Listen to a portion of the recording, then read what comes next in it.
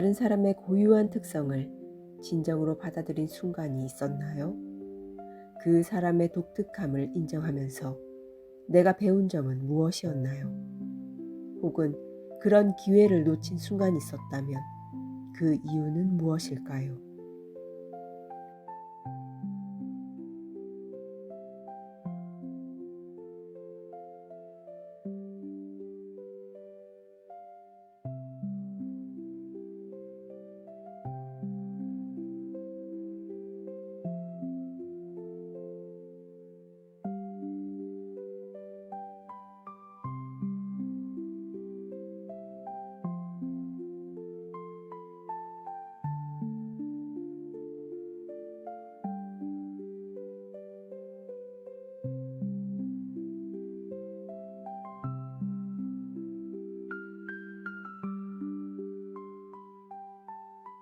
10번 유전자 키, 자기 집착에서 존재로. 자연스러움의 선물은 모든 인간들 안에서 기다리고 있는 선물입니다. 자연스러움은 자기 집착이 스스로 고갈될 때만 시작될 수 있습니다. 자신의 이름, 행동, 감정, 생각, 그리고 신념조차도 나가 아님을 깨닫고 정체성을 내려놓을 때 당신은 더 넓은 맥락에서 진정한 중심을 잡기 시작합니다. 10번째 유전자 키 선물, 자연스러움. 오늘은 10번 유전자 키 1번 라인의 날입니다. 안녕하세요. 저는 영혼을 울리는 자유입니다. 현재 저는 동안거에 참여하며 미완의 과제를 완성하고 새로운 시작을 준비하고 있습니다. 이 과정에서 저는 개인적으로 많은 일들을 정리 중입니다. 마치 하늘이 저를 돕기라도 하듯 주변 상황들까지 정리를 요구하며 맞물려 돌아가고 있습니다. 그동안 저는 카드뉴스 시즌3에서 원제 자유시간에 오세요라는 오디오북으로 여러분께 인사를 드렸습니다. 이제 이 오디오북도 막을 내릴 때가 온 것 같습니다. 그래서 오늘 마지막 에피소드로 찾아왔습니다. 마무리를 하면서 마지막 에피소드에서는 자기 집착을 놓아버리고 정체성을 이룬 후에야 비로소 더 큰 맥락에서 중심을 잡을 수 있다는 메시지를 전달하고 싶었습니다. 그 마음이 잘 전해지기를 바랍니다. 총 6개의 에피소드를 제작하면서 한 에피소드를 만드는데 4일이라는 시간이 소요될 만큼 큰 에너지와 애정을 쏟아부었습니다. 그 과정은 저에게 깊은 의미였기에 이 시원섭섭한 마음을 차분히 내려놓습니다. 함께 해주셔서 여러분께 진심으로 감사드립니다. 이제 마지막 에피소드 그저 존재를 시작하겠습니다.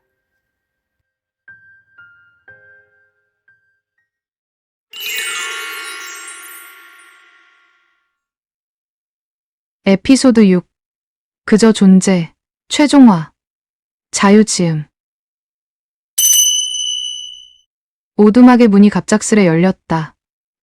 빈 오두막을 지키고 있던 엘은 외출했던 K가 돌아온 건가 싶어 서둘러 고개를 돌렸다. 하지만 문은 저절로 다시 닫힐 뿐 아무도 보이지 않았다. 바람이 강하게 부는 것도 아니었다. 이상한 일이다. 그리 생각하며 엘이 고개를 돌리려던 순간 안녕. 낯선 목소리가 엘의 뒤편에서 들려왔다. 눈앞에 나타난 낯선 이는 엘에게 손인사를 했다. 굵직한 보석이 박힌 반지가 눈에 띄었다. 고급스럽게 올린 머리, 명품샵에서 팔 법한 원피스, 풍채가 드러나는 몸매까지. 그녀는 물질적 여유를 한껏 과시하는 모습이었다. K가 없는 상태에서 손님이라도 온 것일까? 엘은 긴장 어린 표정으로 입을 열었다. 어떻게 오셨을?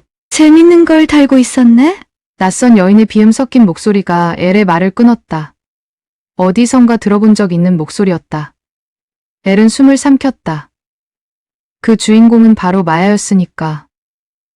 K에게 직접 찾아오겠다고 약속했던 마야가 하필 K가 없는 이 순간의 모습을 드러낸 것인가. 엘의 동공이 커지자 마야는 비웃음 섞인 코웃음을 냈다. 그러곤 한 발, 두 발 엘에게 가까이 다가왔다. 그녀는 엘의 턱을 검지로 치켜 세웠다. 좌우로 엘의 얼굴을 살피던 마야는 입꼬리를 삐뚤음하게 올리곤 말했다. 내 모습은 내가 가장 싫어하는 사람의 모습일 텐데 모자라 보네. 마야는 엘의 귀에 얼굴을 가까이 대며 소곤거렸다. 그럼 친히 도와줘야지. 그치? 그녀의 말이 끝남과 동시에 오두막은 암전된 듯 캄캄해졌다. 서울역 광장, 무료 나눔이라고 적힌 임시막사에서 현이 커피 2잔을 들고 나왔다. 그는 한쪽 기둥에 기대어 있던 K에게 다가가 커피를 내밀며 말했다. 세상에서 제일 맛있는 커피야. 한겨울에 무료로 나누는 정이 듬뿍 담겨 있거든. K는 빙긋 웃으며 커피를 받아 한 모금 마셨다. 여전하시네요. 현은 K를 힐끗 보며 물었다. 근데 오늘은 왜 왔어? 미리 말하지만 난 돈 없어. 돈이 필요해서 왔겠습니까? 그럼 커피를 후후 불던 현은 K의 망설임에 눈매를 좁히며 의심스러운 표정을 지었다. 왜? 마지막 인사를 드려야 할 것 같아서 왔습니다. 마지막이라는 말에 담긴 무게가 공기를 짓눌렀다. 현은 말없이 정면을 바라보며 커피를 마셨다. K 역시 침묵 속에서 커피를 천천히 삼켰다. 그냥 그대로 살아도 되지 않냐? 그 세계와 이 세계의 경계인 마야를 내가 만날 의무는 없어. K는 고요한 눈빛으로 현의 말을 가만히 들었다. 굳이 이 위험을 감수할 필요 없잖아. 너는 이미 선택받은 자야. 그건 선배님께서 죽을 뻔한 저를 구해주셨기 때문이죠. 현은 K의 단호한 말에 피식 웃으며 고개를 저었다. 혹여 내가 마야를 만나 그녀가 사라지면 이 세계와 그 세계의 균형이 깨질 거야. 내가 하는 일이 옳은 건지 어떻게 확신하지? 옳고 그름을 판단하는 건 제가 할 일이 아닙니다. 전 단지 해야 할 일을 할 뿐입니다. 혹시 엘 때문인가? 현의 물음에 K는 말없이 미소를 지었다. 그 미소엔 오래전 이 세계에서 보냈던 자신의 마지막 삶의 회상이 담겨 있었다. 10여 년 전의 화재 현장. 매캐한 연기로 자욱했던 건물 안. K는 화재 진압복과 방독면을 착용한 채 공기호흡기에 의존하며 수색 작업에 나섰다. 화재 진압 완료. 내부 일산화탄소 농도가 매우 높음. 잔열 미지열화점 존재. 재발화 가능성 있음. 부전을 통해 상황을 보고하던 그때 콜록 희미한 기침 소리가 들렸다. 2층 남서쪽에서 쓰러진 사람 발견. 지원 요청합니다. K는 기침 소리가 난 방향으로 뛰었다. 그곳에는 그 흐름으로 뒤덮인 여인이 쓰러져 있었다. 그녀는 희미하게 숨을 몰아쉬고 있었다. K는 서둘러 맥박을 확인하며 보고한다. 맥박, 미약, 의식, 흐릿. K가 엘에게 산소 마스크를 씌우려던 때 엘은 마지막 남은 힘으로 K를 밀쳐냈다. 제발 가세요. 죽을 거예요. 희미한 엘의 목소리가 방독면을 뚫고 K에게 닿았다. 살리지 마세요. 이렇게 살 바엔 죽는 게 나아요. 갑자기 감지기가 경고음을 울렸다. 가스 농도가 폭발 한계치를 넘어섰다. K는 엘의 말을 무시하고 그녀를 번쩍 들어 안았다. 뭐 때문에 그런지 모르겠지만 죽어서 복수하는 건 아무 의미 없어요. 살아서 복수해야죠. 싫어. 내가 뭘 알아. 내가 아닌 채로 사는 게 얼마나 고통스러운지. 당신이 알아? 당신이 뭔데 나를 판단해. 엘의 기침이 더욱 거세졌고 경고음은 점점 더 급박하게 울려댔다. K는 의식을 잃어가는 애를 안고 전력으로 뛰었다. 드디어 밖으로 향하는 문이 보인다. 그가 문 손잡이를 돌리는 순간 폭발음이 귀청을 찢었다. 병실 앞에 선 엘은 문 앞에 붙은 이름표를 보며 한참 동안 굳어 있었다. 최엘. 내 이름이 왜 여기에? 엘은 떨리는 손으로 문을 열고 병실 안으로 들어갔다. 침대 위엔 잠들어 있는 자신이 누워 있었다. 이 사람 난데? 엘은 자신의 육체를 바라보며 한참 동안 멍하니 서 있었다. 병실 안에서 잠든 자신을 보는 기분은 기묘하고 낯설었다. 이건 내가 죽은 건가 아니면 그때 익숙한 비웃음 섞인 목소리가 엘의 뒤에서 울려 퍼졌다. 죽은 것도 아니고 산 것도 아니지. 내 육체는 이 세계에, 내 정신은 그 세계에 있으니까. 마야였다. 그녀는 여유로운 태도로 엘을 바라보며 킥킥 웃었다. 마야는 뱀처럼 엘의 어깨 위에 손을 올렸다. 차가운 기운이 엘의 온몸을 타고 퍼졌다. 어떻게 된 건지 무척 궁금한 모양이네. 근데 신경 쓰지 마. 곧 알게 될 테니까. 마야의 목소리가 끝나기 무섭게 병실 안으로 또 다른 여인이 들어섰다. 중년의 여성이었다. 그녀는 마야와 똑같은 모습을 하고 있었지만 표정은 훨씬 더 차가웠다. 누구 마음대로 연명 치료를 중단해. 차가운 분노로 중얼거린 여인은 보조의자에 앉아 침대 위 애를 서늘하게 쳐다보았다. 죽는 것도 내 마음대로 죽을 수 없는 거야. 이 걸작품을 내가 어떻게 만들었는데. 걱정하지 마. 엘, 이 엄마가 널 어떻게든 살려낼 거니까. 굵직한 보석이 박힌 손가락이 침대 위 엘의 얼굴을 쓰다듬었다. 이를 지켜보고 있던 엘은 온몸에 소름이 돋아 어깨를 움츠렸다. 우리 엘은 언제나 말 잘 듣는 착한 딸이었지. 여인의 목소리는 섬뜩한 달콤함으로 가득했다. 마치 자신의 모든 것을 통제당하는 느낌에 엘은 구역질이 치밀었다. 그녀는 본능적으로 손으로 입을 막았다.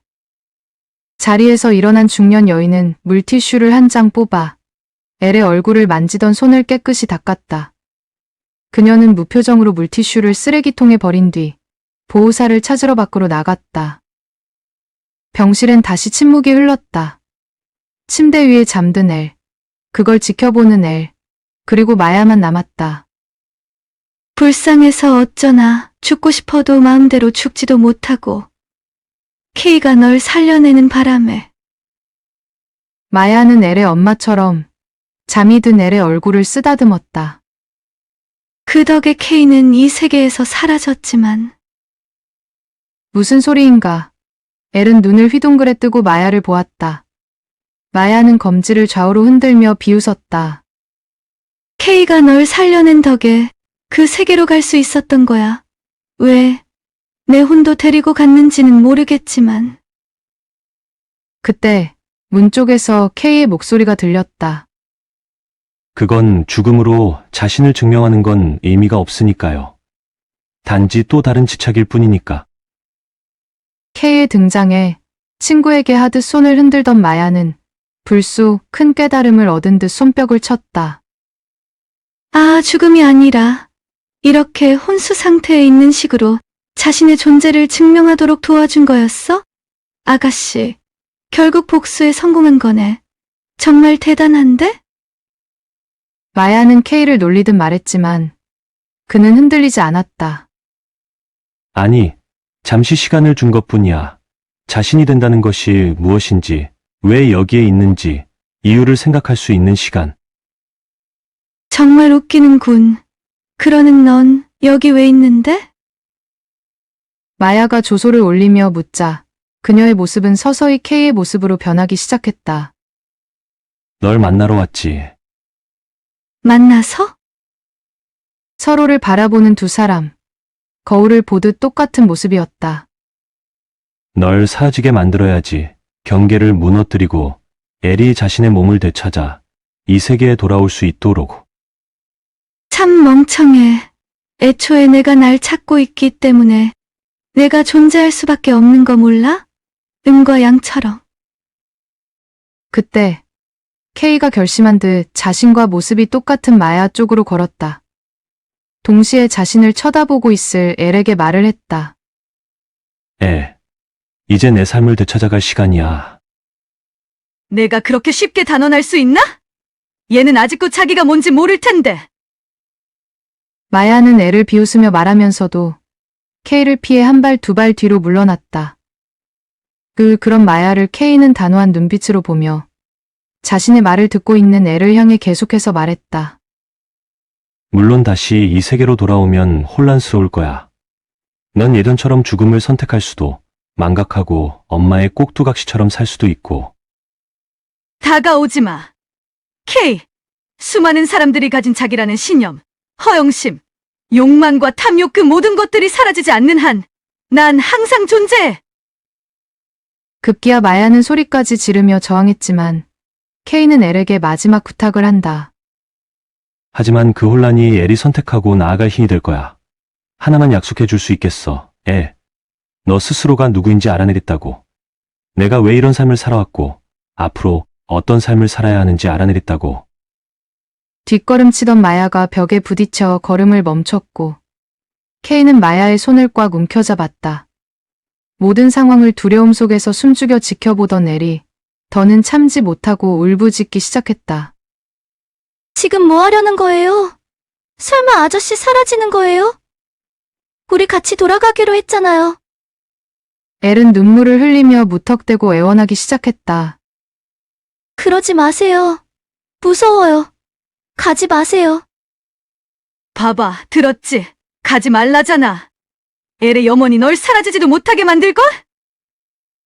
K에게 꼼짝없이 붙잡혔으면서도 마야가 자신만만하게 말하자 K가 싱긋 웃었다. 애, 마야는 쉽게 사라지지 않아. 하지만 그녀가 있는 곳엔 내가 항상 함께 있을 거야. 엘이 길을 잃지 않도록.